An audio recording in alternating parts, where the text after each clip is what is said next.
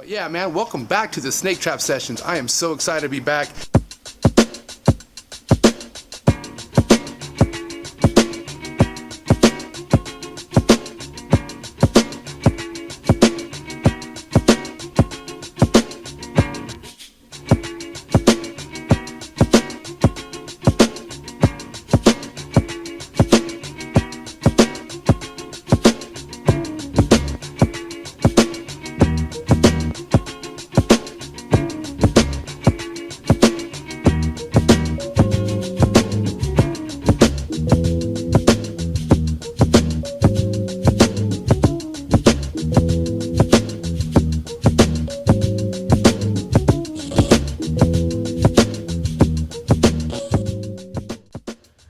Beautiful weather.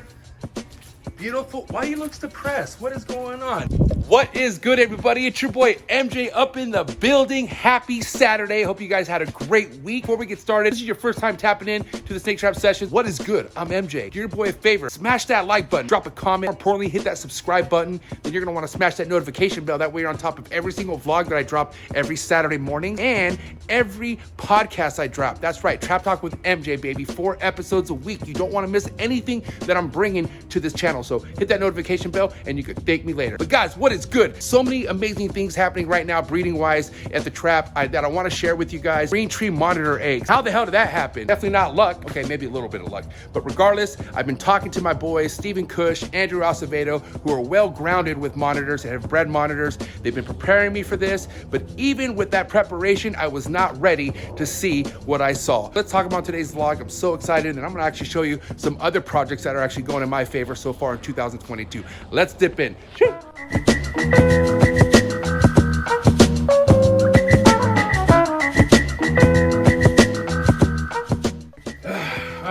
we are inside the trap yet again.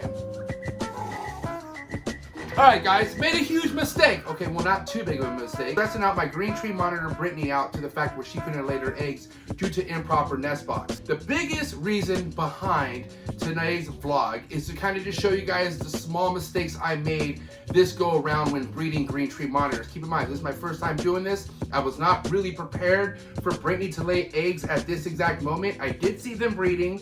I did start talking to Andrew Acevedo and Stephen Cush, shout out to the homies, and they were kind of preparing me, letting me know exactly what I needed to do. My nest box, from Andrew's knowledge, was the way it should have been, but it wasn't, okay? And I'm gonna show you some of the mistakes I made. We're gonna go inside the podcast room. We're gonna check out Brittany. We're gonna check out Kevin. We're gonna see how they're doing, and we're gonna see how Brittany's rebounding back after laying those 2 eggs. She laid these eggs where I did not expect her to lay them, that's for sure. We're also gonna show you exactly what I put inside of a nest box. After I found out that my nest box was not right with the green tree monitors, I instantly replaced the nest box, and then I realized that I better do the same thing with Mac Dre and Alice because I want them to both have the same nest box, obviously. Mac Dre and Alice aren't at the level of breeding. They're probably a year out within breeding, but still, a nest box should be set up a certain way, and we're gonna talk about that today. First and foremost, let's get our asses inside the podcast room, and let's take a look at Kevin and Brittany, the green tree monitor. All right, guys, so look who we have here, Kevin and Brittany. So they are basking right now, getting their morning basking in. I'm gonna go ahead and show you what their setup's like now, show you the small changes I made to the nest box here, but I also just want to more importantly show you how Brittany's recovering. Because the big thing about green tree monitors or monitors in general, from what I was told, is you want to give the female some time to recover after she lays. But in my situation, I wasn't prepared for her to lay. Meaning I was prepared, but I didn't know exactly how soon she was from laying. So this is why I'm gonna do this video. I'm gonna show you guys what you guys can maybe do if it's your guys' situation on how to be more prepared for waiting for monitor eggs. Yeah, here's Brittany, she's doing awesome. So I did not separate Kevin. He stayed in there with her. I just didn't know for sure what date she was gonna lay eggs. Theoretically, what you like to do when you know that your female's gravid is you wanna go ahead and separate that male. Male monitors will tend to find the eggs and eat them. Instead of having to even have to risk that, what you should do is remove the male until the female lays her eggs, until she's eating good again and she bounces back on her feet. I pay very close attention to Brittany and Kevin. So when I noticed after she laid eggs, she looked very deflated. She went from looking rounded to just completely like a balloon just just deflated. When I noticed that, I noticed she was actually picking up her appetite as well. So she started eating a lot, she started drinking water a lot. Kevin being inside the enclosure had no effect on her bouncing back, so that's why Kevin's still inside the enclosure after her laying eggs.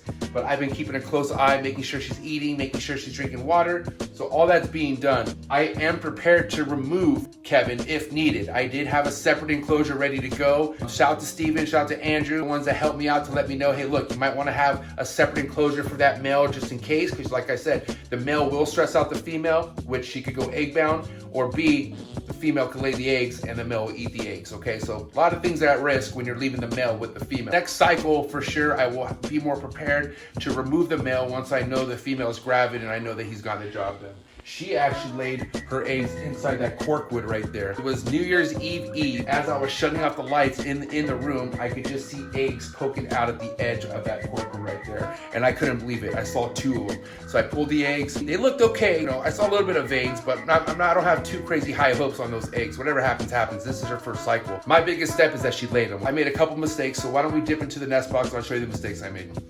Let's see here. Hopefully they don't get... Maybe I could open it from here. Oh, now you guys want to come this way, huh? Let's see if they jump out on me. All right, so there's Brittany right there. Kevin hiding on the other side of there. But okay, so here are some mistakes that I made. I did not have enough soil inside this nest box. Don't know exactly what's inside this nest box. We're gonna go inside Mac Dre and Alice's enclosure, and I'm gonna redo their nest box as well. So I'll show you exactly what I put inside the nest box, but as you can see here, I filled it up a lot more. It was definitely not nearly as much as there was last time. So at the end of the day, I don't think she was too happy with her nest box. I don't think there was enough soil.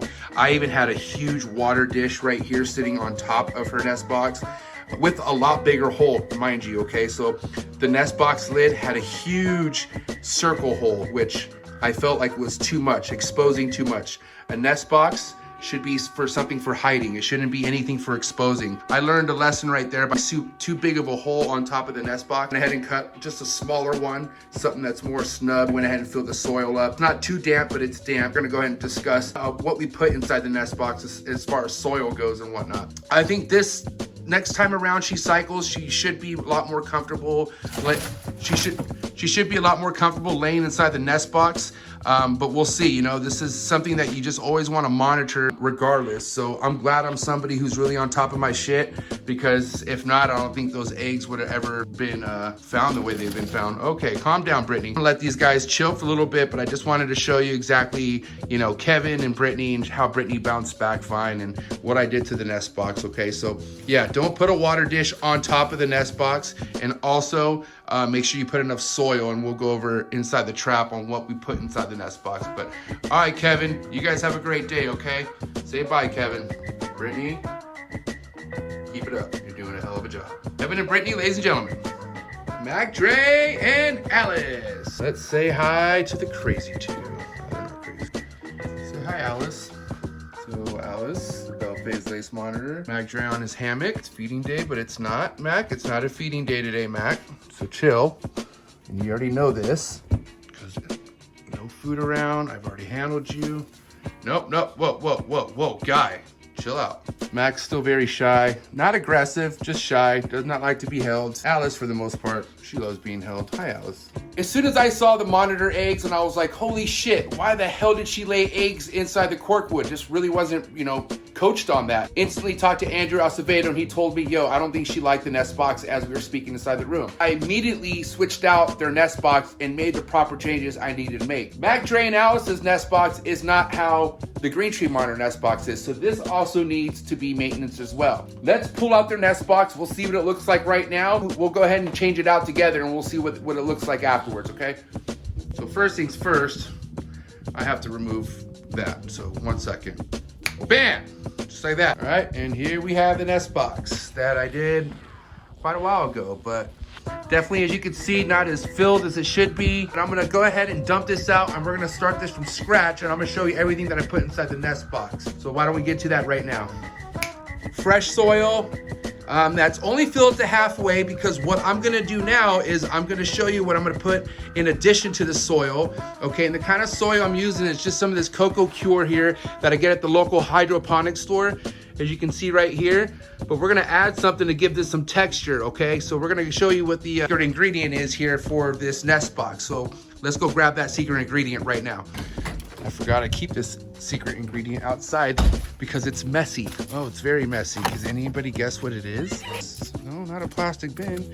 It's play sand, just like the good old days, playing in the sand. What do you know? So you can get this play sand at any department store. I know Lowe's has it, Home Depot. I'm not sure about Walmart, but play sand. We're gonna throw some play sand in there. You could also put cocoa chip in there as well. Me, I'm just gonna go ahead and do the soil and the sand. And mix it all in.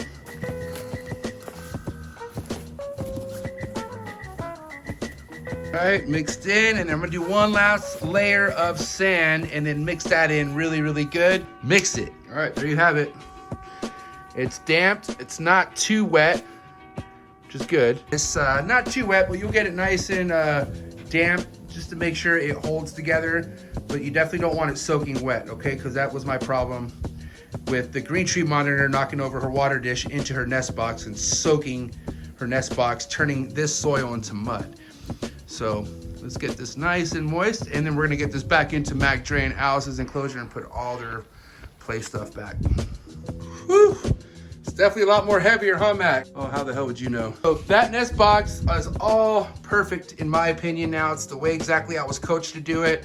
So I'm stoked on that. The only change I would really do if they were breeding right now is I would definitely maybe make this hole slightly smaller. Because like I said before, this should be a nest box for hiding, not exposure. So I still probably think this hole, Mac Dre, I still feel like maybe this hole is probably too big. So at some point, these Mac Dre and Alice won't even be in this enclosure. They will be outside in their outdoor enclosures where Alice will have a much bigger nest box.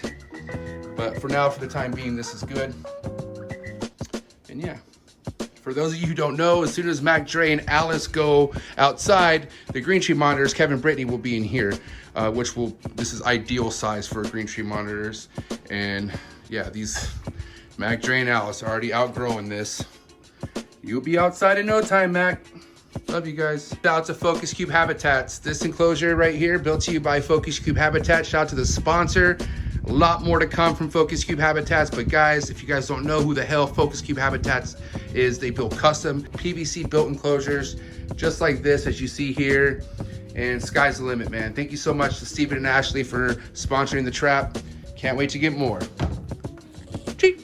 Man, again, special shout out to Andrew Acevedo and Stephen Cush. Those two right there have been my monitor mentors. Fuck, my reptile mentors, no cap. Anytime it comes down to breeding a reptile, our duty to pay attention to things. It's our duty to see if a female's acting right, is she eating? All these things matter. I don't believe in just, putting things together and just leaving them alone for a few months. No, I feel like it's your job to make sure things are going accordingly. Don't stress them out, but just make sure things are going right. That way you can catch things when they happen. But that's all we have on this week's vlog, guys. I appreciate you guys so much. I do want to say special shout out to everyone who caught these last two podcasts this week with Mitchy Slick. Shout out to Mitchy Slick. I do want to give a special shout out to my man Chad Holker from Holker Herps. We had an amazing podcast last Thursday night regarding his ball python project. This guy is a force to be reckoned with, and he's somebody awesome to meet at any of the reptile shows. So make sure you make it over to an NARBC and you say what up to my man Chad Holker. Thank you to all the support. If this was your first time tapping in, smash that like button and hit that subscribe button, hit that notification bell, and you'll be on top of every single Trap Talk with MJ that I come out on the podcasts, and you'll be on top of every single vlog. But you guys have an amazing weekend, and I'll catch you guys next week here on another Snake Trap Sessions vlog. And I'm out. Cheers!